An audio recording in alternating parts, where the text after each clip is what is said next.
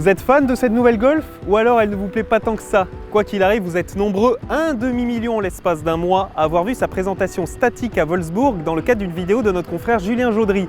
Vous avez noté que les évolutions extérieures sont assez peu marquées. Voilà une bonne raison pour vite aller s'installer au volant. Voici le premier essai dynamique de la 8e génération de la compacte allemande, ici dans les environs de Porto. C'est parti!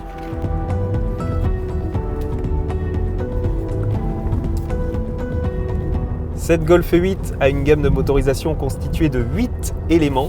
Si on accepte l'hybride léger, il y a 2 diesels, 4 essences et 2 hybrides rechargeables qui arriveront un peu plus tard. D'ailleurs, toutes les motorisations 100% thermiques ne sont pas disponibles au lancement. C'est le cas du petit 3 cylindres qui fait son arrivée sur la Golf avec 90 ou 110 chevaux. Donc pour l'heure, côté essence, nous avons le choix entre 130 ou 150 chevaux par le biais d'un 4 cylindres de 1,5 litre de cylindrée. Et aujourd'hui, on a opté pour la version à 130 chevaux parce que c'est l'une de celles qui sera le plus vendue avec cette boîte manuelle à 6 rapports et de conception nouvelle. On en ressent les bénéfices. Déjà, elle tombe très bien sous la main. Son guidage est optimal et les passages de rapport sont fluides. Surtout, cette boîte exploite bien le potentiel de ce moteur. Mécaniquement, cette Golf est aboutie puisqu'au niveau du châssis, on a une plateforme optimisée de la 7e génération. Donc même si le dynamisme n'est pas très prononcé, on retrouve un comportement vraiment consistant, pas de sous-virage. Il y a une bonne remontée d'informations en plus dans la direction. Le moteur est relativement discret en sonorité puisque l'insonorisation est aboutie et c'est aussi le cas sur un plan aérodynamique. Ça participe au confort.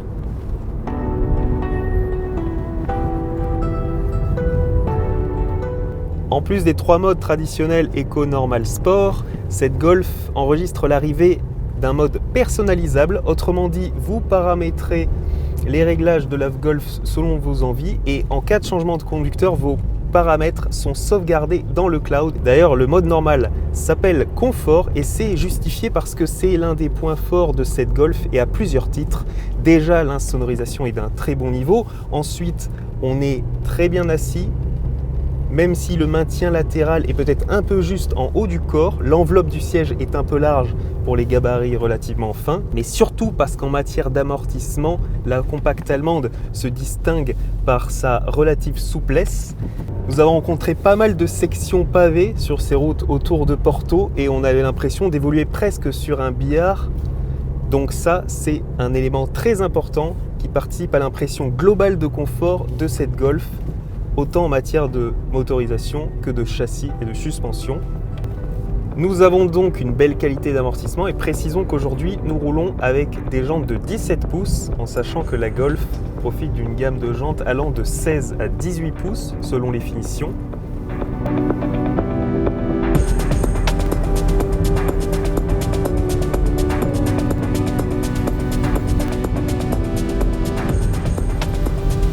Puis nous adoptons une position relativement dominante au volant, d'autant que nous profitons de la tête haute avec des informations qui sont directement implantées dans le pare-brise désormais.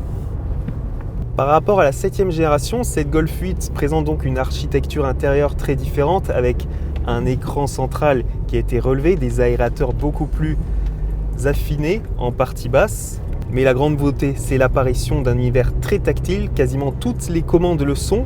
Mais à l'usage, ça n'apporte pas vraiment grande différence. Volkswagen a parlé de révolution. À mon sens, c'est davantage une simple évolution. Et le domaine dans lequel la Golf franchit un palier par rapport à sa devancière, c'est dans la richesse de sa dotation technologique, avec notamment de nombreux systèmes dédiés à la sécurité. En effet, la Golf 8 est la première Volkswagen à bénéficier de la communication Car 2X de série. Ça lui permet de signaler les dangers par anticipation. Dès l'entrée de gamme, elle reçoit également le système de surveillance périmétrique Front Assist, l'assistant de maintien de voie Lane Assist, un nouvel assistant de braquage, ainsi que les phares et feux à LED.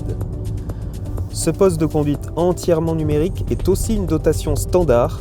Et puis l'écran tactile central qui mesure 8,25 pouces en version de base, donc plus petit que dans la Golf 7, passe ici à 10 pouces sur les finitions supérieures. Le système d'infodivertissement relaye le dispositif WeConnect qui donne accès aux services de streaming et à la radio via Internet.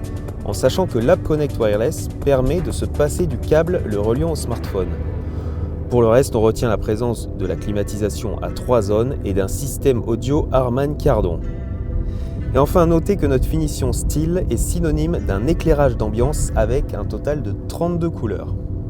L'espace proposé aux places arrière ne constitue pas de surprise puisqu'il est similaire à celui de la Golf 7.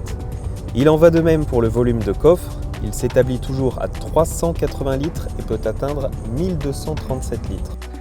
La Golf, c'est historiquement la Volkswagen la plus vendue, 35 millions d'unités en 7 générations depuis son apparition en 1974. Notre version d'essai est habillée de jaune, mais vous pourrez la choisir également en noir, en blanc, en gris, en bleu ou en rouge. À l'heure où nous tournons, on ne connaît pas encore les tarifs de cette 8e génération. Elle arrivera en concession au printemps 2020. D'ici là, je vous souhaite une très bonne fin d'année et vous dis à bientôt sur Automoto.